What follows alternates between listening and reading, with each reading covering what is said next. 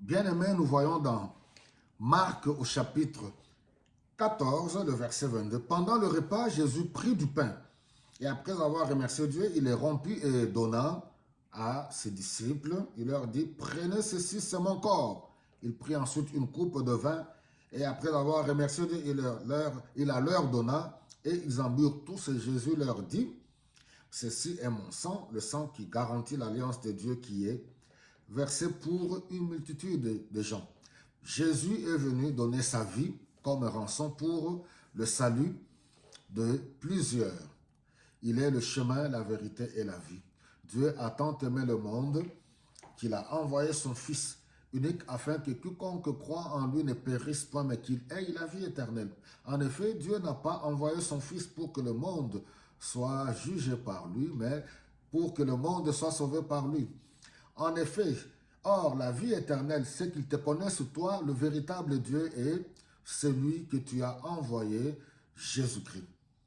Celui qui croit au Fils a la vie. Celui qui ne croit pas au Fils n'a pas la vie. Jésus est le chemin, la vérité et la vie. Nul n'arrive au Père sans passer par lui. Voilà, Jésus donne le sens, un autre sens à la fête de Pâques, parce qu'il s'agit de commémorer la fête de Pâques, Pâques qui a commencé d'abord dans Exode, quand le peuple d'Israël devait sortir en Égypte.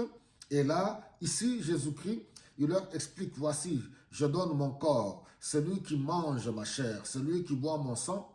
Déjà, on avait vu la fois passée, dans l'évangile selon Jean au chapitre 6, comment les Juifs étaient scandalisés et même certains disciples avaient résolu d'abandonner de le suivre. Parce qu'ils ont dit, mais c'est un cannibale, comment il peut nous demander de manger, manger sa chair et de boire son sang? Et pourtant, spirituellement, c'est tout simplement être en communion, croire en lui et être en communion avec lui. L'homme ne vivra pas de pain seulement, mais de toute parole qui sort de la bouche de Dieu. Voilà notre nourriture spirituelle. Être en communion avec Jésus-Christ au quotidien, c'est se nourrir de la parole de Dieu. Méditer la parole de Dieu matin, midi et soir.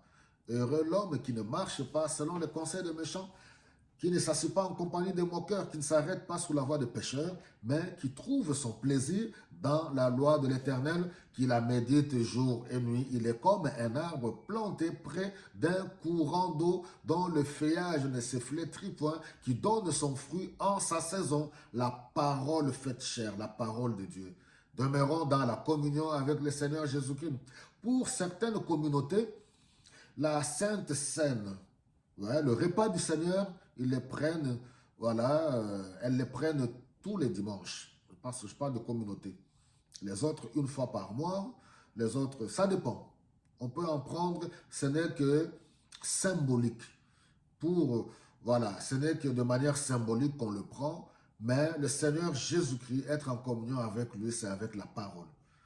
Par le Saint-Esprit, nous méditons la parole, nous la mettons en pratique, nous aimons Dieu, nous aimons notre semblable, nous marchons dans la crainte de Dieu. Voilà, bien-aimés, que Dieu nous aide à demeurer dans les saintes Écritures. Que Dieu vous bénisse abondamment.